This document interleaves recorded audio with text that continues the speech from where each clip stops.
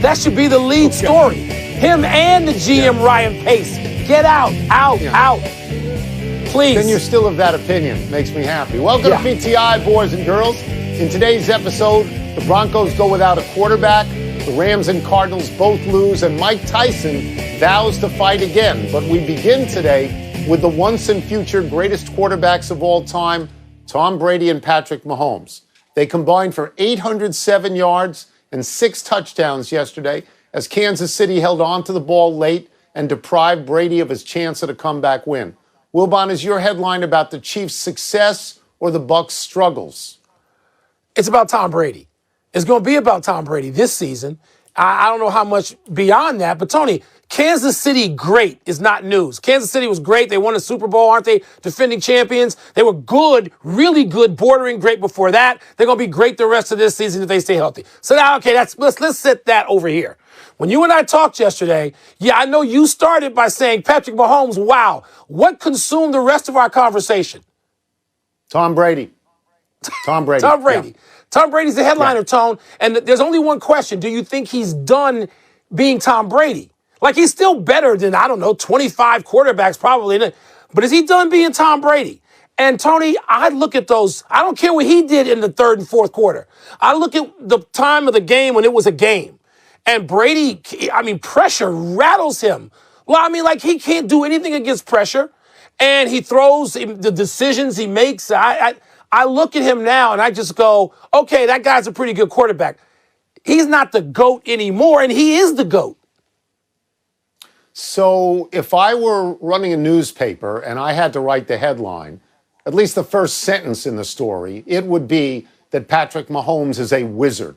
Because if you watch the last 3 minutes of that game, Patrick Mahomes makes every play, makes all the runs, makes all the passes, keeps Tom Brady on the bench. Will he get 9 Super Bowl appearances and 6 rings? That's hard to imagine. Unlikely. It's hard to imagine, but I will say that right now he makes his team better than your team, no matter who's on your team. As I come back to the story, though, the next 12 paragraphs are about Tom Brady, and not just Tom Brady, because I do care what he did in the third and fourth quarter, because after the first quarter, he put up 24 and Patrick Mahomes put up 10. My wonder is, what is Bruce Arians doing? Why do you have Tom Brady if you insist on going deep all the time with a 43-year-old who is not young and mobile? The young and mobile guy is on the Kansas City Chiefs. So what exactly are you doing to sabotage Tom Brady? Why are you just doing stubbornness? That to me is the larger question. Just stubbornness, Tony. To me, that's the immediate question. The larger one is about Brady. But yes, the relationship and the passes he's throwing and what he's not doing and what he's doing something now that a friend of mine who played in the league about 15 years said it's like trying to make him learn a foreign language at 43 on the run. Like this semester. This is insane. You know what no risk it, no biscuit is? It's no common sense. That's what it is. That's what it looks like right now. You're right, Tony, about the relationship being a big part of this. I just think that's the immediate question. But the bigger question is, Tom Brady's 43 years old. What are we going to see the rest of the year from him? So they're 7-5, and they may not even make the playoffs, and they got tremendous offensive talent. Wouldn't you think it's incumbent upon a coach to design a complementary offense for the guy you get? Or why get him? Wait, what was our first? That wasn't our first story. We opened with the Bears. And I've said to you every week, this is a guy who doesn't want to coach this player. When I tell you the head coaching in the NFL has never been worse than it is now, you laughed at me a year or so ago. Maybe you're inching over to my side of the argument on this. The Broncos looked how you'd expect them to look after COVID protocols took out all 3 of their quarterbacks. Practice squad receiver Kendall Hinton threw 9 passes and completed just 1, and the Saints, of course, rolled 31-3. After the game, Denver safety Kareem Jackson said, quote, "I feel like the game could have been moved, but maybe the league was making an example of us," close quote. Tone, do you believe the NFL is making an example of the Broncos? I did believe that justice was applied not uniformly in the cases of Baltimore and Denver. I believe that Baltimore was coddled and had their game moved 5 days, may even be moved another day. And I believed, past tense, that Denver was penalized because you can't win the game that way. You don't have a quarterback, a professional quarterback. You cannot win the game. So today, and you'll be proud of me on the podcast today after your appearance, I brought in Mark Maskey from the Washington Post, who we've known and loved all the years he's covered the league, which is over 30 years right now. And I put that question to Maskey, and he said, and I want to quote him, the league will not postpone games for competitive reasons, only for medical reasons. And he said what happened here was there's an outbreak throughout Baltimore, and the medical people got involved. But in Denver, it was 4 guys in the same room, only one testing positive. With no masks. And they want to get through the season, and they say everybody knows these rules. Everybody knows the rules. So that satisfied me to a degree, but I still think they could have been lenient with Denver. They could have been, Tony, and I felt like you, I would put that whole, speech in past tense. Because then, as I made a couple more phone calls and did some just listening, I mean, Dan Orlovsky was so convincing, so persuasive of this. A guy who had to wait his turn to get his shot in the league. And he talked about the guys in that quarterback room and just being negligent, Tony. Just basically, saying, I don't want to do this. I don't have to pay attention to protocol. And he said, no, they don't deserve another chance. So here's a guy who played the position and knows what it's like to get an opportunity. He said, these guys forfeited that. And so, no, they don't deserve to have the game delayed. I'm like, wow. I am convinced. I am absolutely persuaded by this because, Tony, they all know it. All the players and all the coaches know it. And the Broncos just sort of said, eh. And you know what? So now I'm off of that. Like you, I've come around to the other point now, the other side of this. What I wondered about, what I asked Maskey about is, would the league reset? In other words, would they take a week off, a hiatus of a week or 10 days, and reset so they could get the rest of the season in? And he said, no, they're not going to do that. They're going to push through. But he does think it's possible that around the time of the championship games and the Super Bowl, that they go into a bubble of some sort because you can't lose those games. You cannot lose those games. Can't. You can't reschedule those puppies at the last second and say, oh, wait, let's move the Super Bowl till Tuesday. And now Wednesday. But I think they should use Week 18, Mike. I think they should use Week 18 for postponed games. Listen, I do. I understand where Maskey's reporting, as always, brilliantly on what's going on now.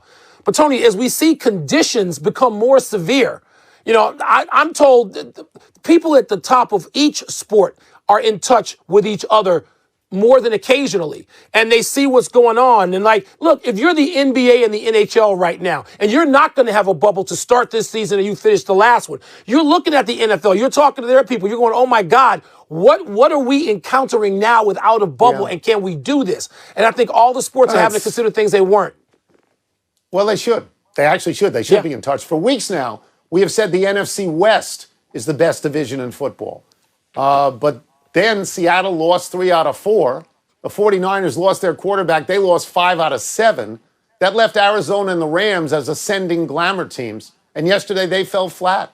Arizona got beat at the buzzer in New England. Rams got beat at the buzzer by San Francisco. Wilbon, which was the worst loss? The Rams. The Rams are at home. The Rams are playing a team crippled by other stuff, not necessarily COVID, but just that team, the 49ers, doesn't have their starting quarterback and missing. They've been devastated, the 49ers, by old-fashioned football injuries. So the Rams, but Tony, you know what?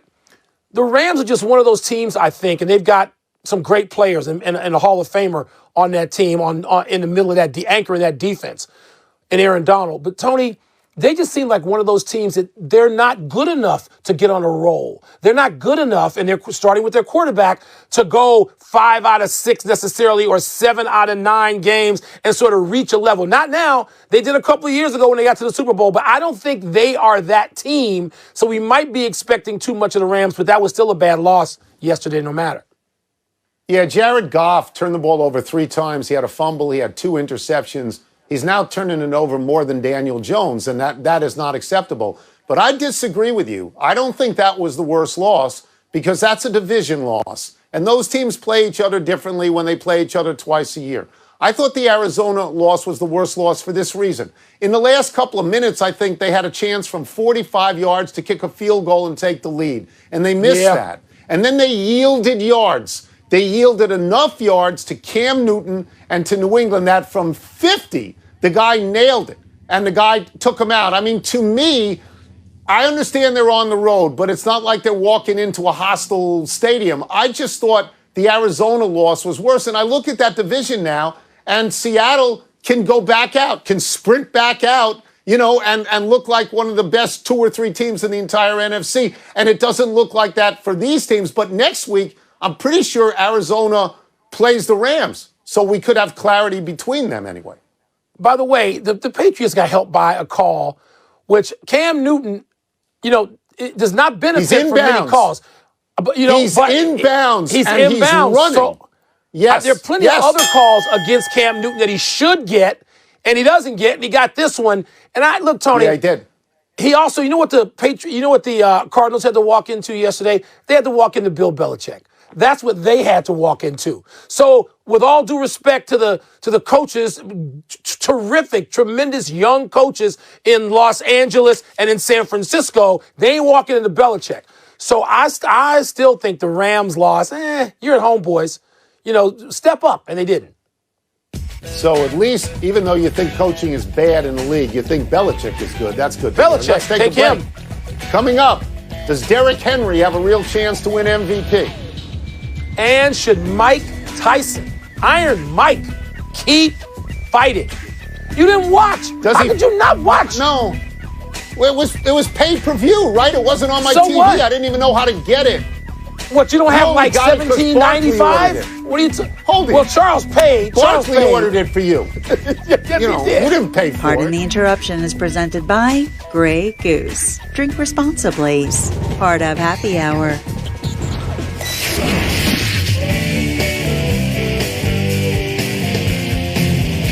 It's time to hear from the great unwashed. Let me see what's first here. Mail time! Is Derrick Henry a real threat to win MVP?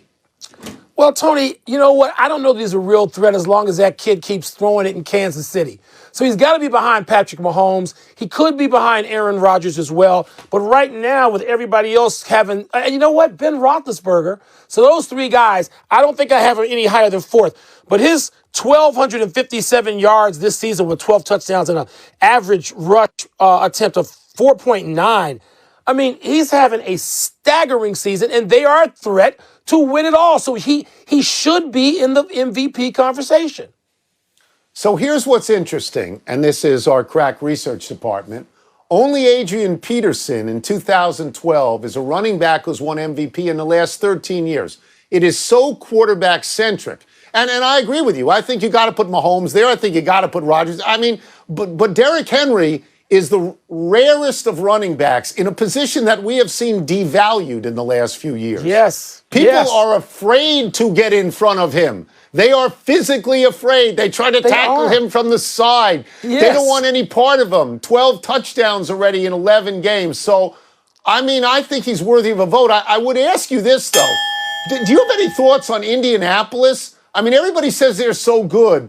They got pounded by Tennessee after beating them a few weeks ago. Yeah, but they were beat the Packers, but they beat them on a freak play, Mike, in overtime. It was a fumble that led to a field goal. Are they any good? They're like the rest of the league, Tone. They're like the rest of the league, and it's up and down. You've got to try to figure it out, except for Pittsburgh and Kansas City. But let me just say this. Two running backs who have been MVPs that we know of, Emmitt Smith, Walter Payton. Guys weren't physically afraid to get in front of them like they are Derrick Henry. Oh, my goodness. Would you pay to watch Mike Tyson fight again? Question 2. I just did. Yes, it was irresistible. I forgot it was on. And then to celebrate Charles Barkley's great golf victory with Phil Mickelson on the weekend, we went to my favorite cigar spot in North Scottsdale, Torch, a plug for Torch. Favorite, yeah. And we watched this. It was irresistible. I must say, though, I was literally watching through spread fingers because if Tyson lands one of those lefts and hits Roy Jones, it's oh my God. It's oh my God. Turn away from the TV. But I would pay to watch it again. Would you? I didn't pay this time because I didn't even know it was paid. I didn't even know it was on. I would watch him, but I'd watch him for free. And what I did get to watch for free was your friend Charles Barkley and Phil Mickelson and Peyton Manning and Steph Curry. And I will say now what I said a month ago when this was announced. Any of you people who think that because it's alternate shot, that somehow a football player and a basketball player are going to beat Phil Mickelson, you're idiots. He's a professional golfer. All Barkley had to do was put it on something green, and Phil was going to get it near the hole. I mean, aren't you impressed Charles did that, though?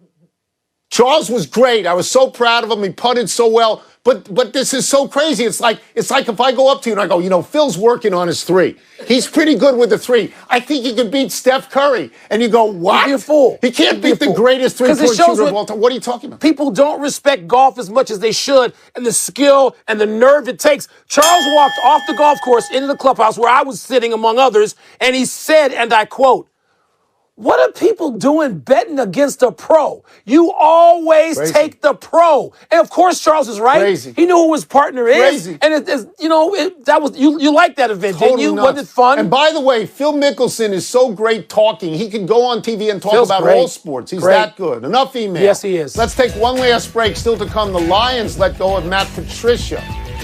And my Wildcats lost on Saturday, but Northwestern still controls our destiny, however important or unimportant that may be. Will you miss Matt Patricia's pencil? Happy time, people. Happy 58th birthday, Bo Jackson. Earlier this month, when Kyler Murray said he still had an itch for baseball, everybody thought of Deion Sanders and Bo Jackson.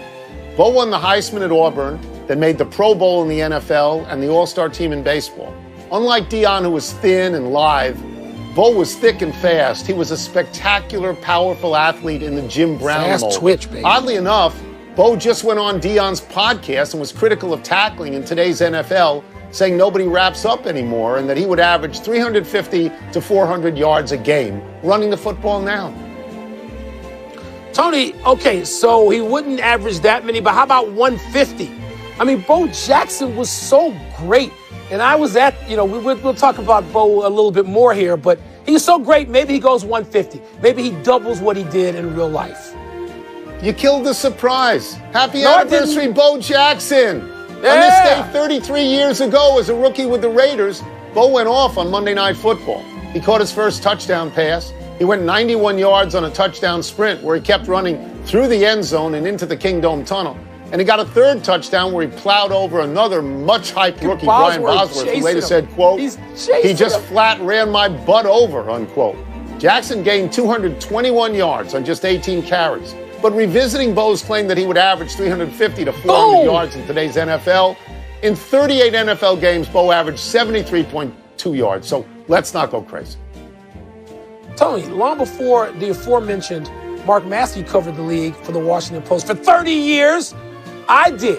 Because I'm not going to bet the farm, but I'm fairly certain 8 on the 1 to 10 scale. I was at that game, covered that game, and got to see Bo Jackson run over Brian Bosworth. You talk about the hype for that game with those two guys. It was like a basketball setting, but Bo was unspeakably great. So don't diminish what Bo says about running for a whole lot more yards in this NFL.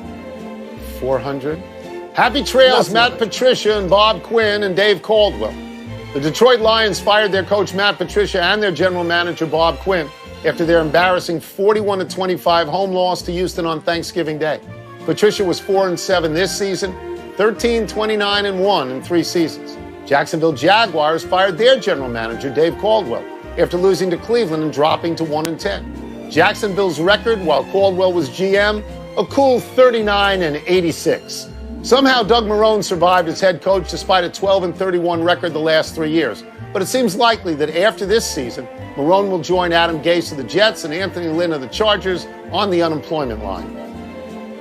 You think those are the only two? You're leaving out a guy who had a bye week and brought his team in to play the mortal enemy and was down like 40-7 or whatever, 10, whatever stupid. You think that guy should be employed further? No. Omissions. Indiana quarterback Michael Penix Jr. out for the season with a torn ACL, and Adam Schefter of ESPN reports that the Ravens-Steelers game has been moved again, this time to Wednesday. Let's go to the big finish if we could. Let's do that. Northwestern Minnesota game canceled due to COVID within the Gophers program. Your thoughts? Well, Tony, I mean, you know these things are happening right now. We still got to beat Illinois to win the division. We've won 7 out of 8 against them. Giants fear Daniel Jones has a bad hammy. Is that a big deal? A bad hamstring injury. Yeah, he's getting better and better, but they've got Colt McCoy, who I watched for years in Washington. I think he's pretty good. Alabama smashed Auburn even without Nick Saban. Your thoughts? Tone, they're still going to be the unanimous #1 team. Alabama's that good, even with Saban on Zoom. College hoops, number 3 Villanova, number 4 Virginia, number 10 Kentucky, all upset over the weekend. Most surprising?